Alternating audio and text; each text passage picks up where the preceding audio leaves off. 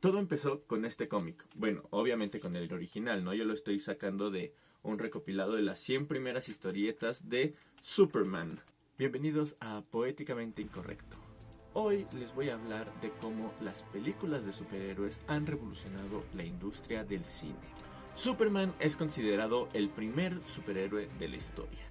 Apareció por allá de 1938 y sus autores, Jerry Siegel y Joe Shuster, se basaron en las revistas Pulp para crear su propia historieta. Las revistas Pulp eran una serie de libros de historieta que contaban historias breves, cuentos breves. Los más famosos eran, por ejemplo, El Fantasma o Tarzán. Se basaron en estos personajes y en estas historias de aventuras para crear un ser humano con superpoderes, que ya después sería un alien, pero bueno, esa es otra historia. Los cómics nacieron, al igual que las historietas Pulp, para entretener. Y sí, muchas veces hablaron sobre racismo, sobre ecología, sobre la guerra, tuvieron mucha crítica social, pero su objetivo primordial era entretener. Aún así, hubieron autores que con el tiempo se lo empezaron a tomar más en serio, como Brian Azzarello o como Alan Moore, el creador de Watchmen. Estas obras tenían historias un poco más complejas, hacían críticas más mordaces o eran más crudas en lo que planteaban.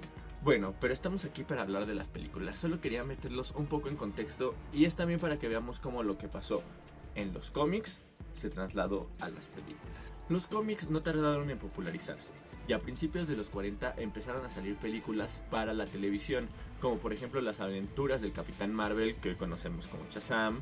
También vimos a personajes como Batman y el Capitán América en la pantalla. Una vez más, y al igual que los cómics, las películas eran solamente para entretener. Mostraban películas de aventuras, de acción, que estaban pasando los domingos por la televisión norteamericana y que posteriormente llegaron al resto del mundo. No fue hasta finales de los 70s y principios de los 80s que vimos que las películas se empezaron a tornar un poquito más serias en cuanto al guión.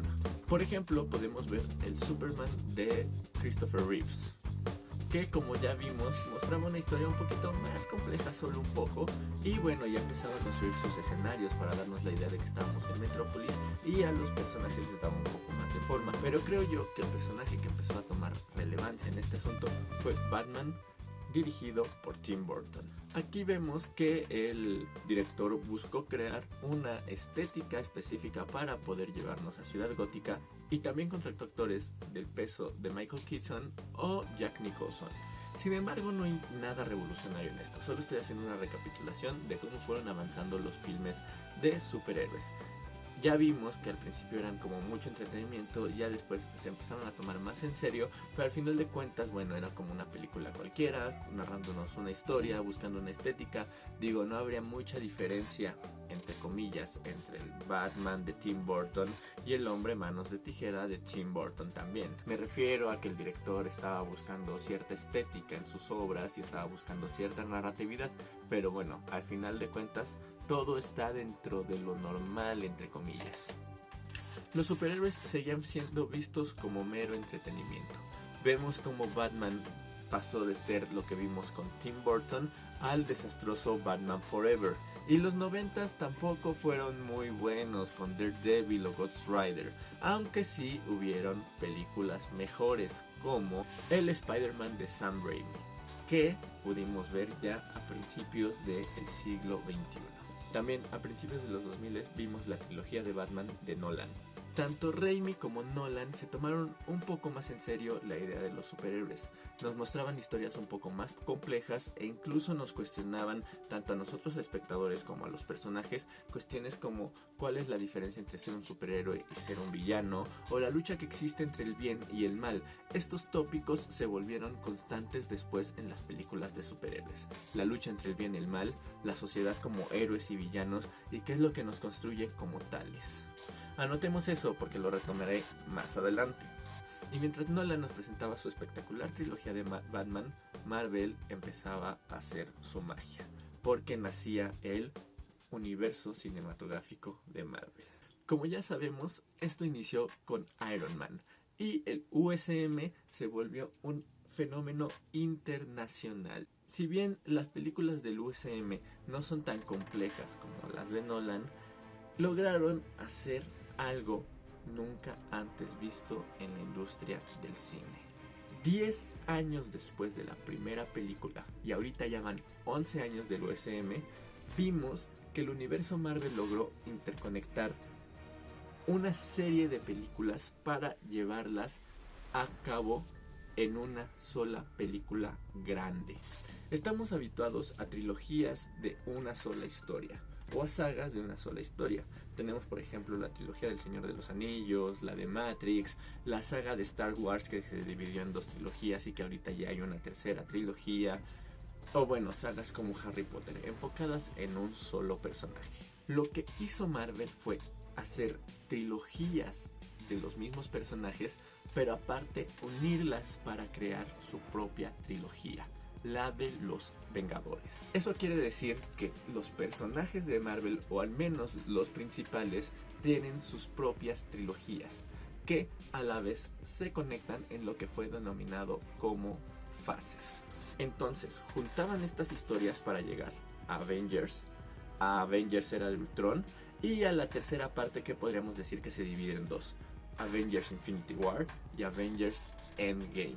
El universo cinematográfico de Marvel trasladó la fórmula de los cómics al de las películas, pero el reto principal fue cambiar el lenguaje de los cómics al de las películas. Por ejemplo, cuando leemos un cómic vemos que se nos presentan en una serie de historias cortas de revistas que nos pueden dejar enganchadas al final. Por ejemplo, si aparece el villano, se encuentra el villano con el héroe y no sabemos qué va a pasar hasta el siguiente número. Son historias cortas que nos dan la posibilidad de conectarlas de esa forma. Sin embargo, las películas no pueden funcionar así. Las películas deben de tener su principio, desarrollo y desenlace en la misma película. Si bien hay películas que nos dejan en continuación, en teoría esta es la línea que sigue una película. Nos cuenta una historia con su principio, desarrollo y desenlace, y si se queda en continuación probablemente es para guiarnos hacia una nueva historia. Entonces, las películas de Marvel, cada una de ellas tiene su propia historia, tanto como película como trilogía. Lo que hizo Marvel de una manera muy inteligente para interconectarlas fue, por ejemplo, meter algún tipo de easter egg, como por ejemplo que algún superhéroe de otra película conviva con ese superhéroe de la saga que está pasando, que estás viendo en ese momento, o las escenas postcréditos. En las escenas postcréditos te podían mantener enganchado con lo que quisieran. Por ejemplo, spoiler alert, en la última que salió sobre Spider-Man, donde en la escena postcréditos nos revelan que se da a conocer la identidad secreta del Hombre Araña. También, por ejemplo, al final de Iron Man 2, si no mal recuerdo, es donde en la escena postcréditos vemos que encuentran el martillo de Thor, que nos traslada a otra historia de otro personaje completamente diferente, pero que al final en Avengers se van a conectar. Lo que hizo Marvel fue tan inteligente que muchas otras sagas de películas y de personajes que son propensos a poder crear estos universos cinematográficos lo están intentando.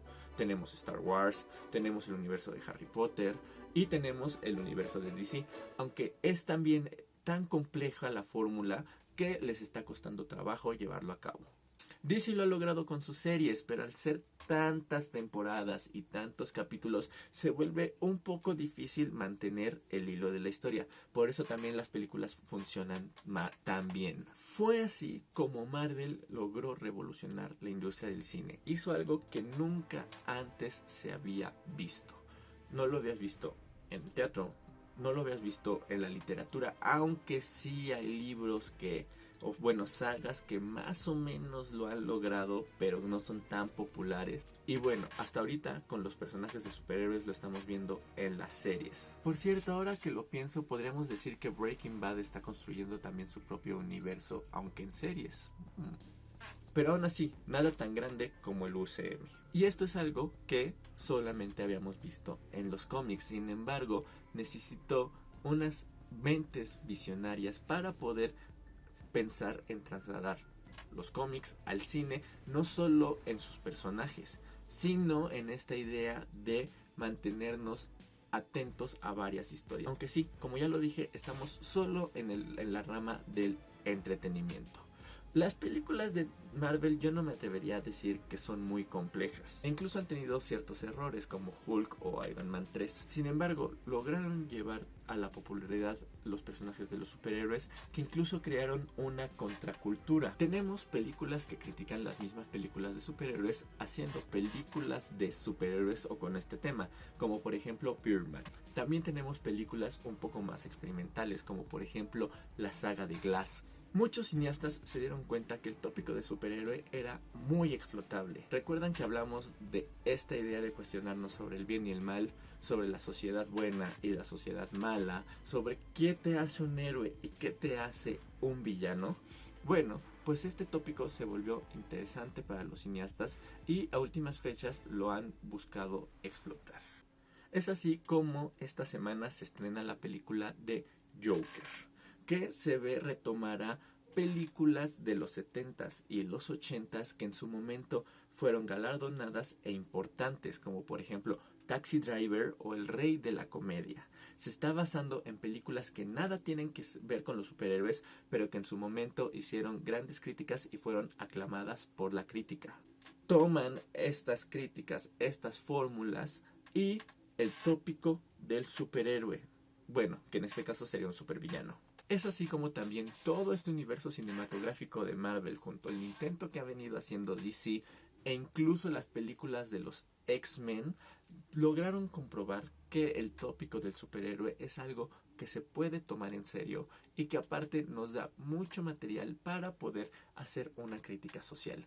Pero que aparte los personajes de los superhéroes son llamativos, son entretenidos, pueden atraer a mucho público y por lo tanto puedes unir la crítica con el entretenimiento. Algo que ciertos autores también ya habían visto antes en el mundo de los cómics. Para cerrar este video quiero contarles algo que vi en un canal que se llama The Top Comics. El chico que lo conduce, Mr. X, hizo un comentario y dijo que no todo lo que está en el cine es arte, pero todo el arte cinematográfico pues al final de cuentas está en el cine. El cine por default está clasificado como una de las artes, aunque claro, no todo el cine es arte, pero todo el cine tiende a ser arte. Por ahí llegó alguien a hacer un video burlándose de él y de varios youtuberos. Para empezar, creo que cualquiera puede dar su opinión de películas y ya nosotros sabemos si la aceptamos o no la aceptamos. También nosotros como espectadores tenemos que elegir si estamos viendo a alguien que es crítico o también estamos viendo a alguien que solo está para entretener, igual que en el cine. Dicho esto, solo puedo decir que estoy completamente de acuerdo con lo que dice Mr. X. El cine, al final de cuentas, es una industria de entretenimiento, pero también nos ha regalado piezas de arte. Lo mismo pasa con la literatura, con las obras de teatro. En la literatura nos encontramos obras complejas, difíciles e interesantes como esta, o podemos hallar obras más sencillas y que son solamente para divertirte un rato. Así que no por estar escrito es literatura y no por estar en el cine se vuelve una pieza de arte cinematográfico. Sin embargo, tampoco porque sea entretenido eso lo vuelve malo o deja de ser un candidato para hacer una pieza de arte. Recordemos que el cineasta quiere ser visto y el escritor quiere ser leído. El entretenimiento no tiene por qué estar peleado con el arte. Me parece algo snob pensar que porque algo se vuelve popular deja de ser bueno. Y es algo que también pasó con la ciencia ficción y la literatura de fantasía, que es algo de lo que hablamos mucho en este canal. Mucha gente pensó que porque las historias son de ciencia ficción o de fantasía se volvían para niños o para adolescentes o carecían de cosas interesantes o buenas que aportar. Sin embargo, ahí tenemos obras como 1984 o Frankenstein, que ahora son clásicos de la literatura. Y así como estos se volvieron clásicos de la literatura, créanme, dentro de un futuro no muy lejano veremos clásicos cinematográficos basados en superhéroes. Y eso es todo lo que tengo que decirles. Nos vemos. Amor y paz.